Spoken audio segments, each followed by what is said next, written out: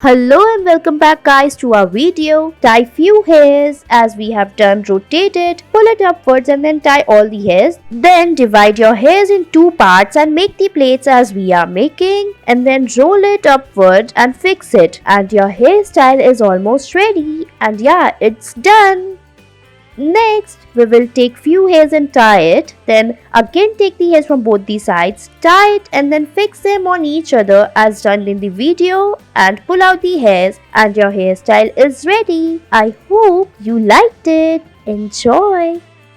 Next, we will tie half of the hairs as shown in the video, then divide it and rotate it. Now, we will fix it upwards using a rubber band and it's ready. Next, we will tie a ponytail, then divide your ponytail in two parts and fix them as we are fixing, and after that, we will put it upward and fix it using a rubber band, then divide your hair from the between and pull it upwards and your bun is ready. I hope you liked it. Thanks for watching.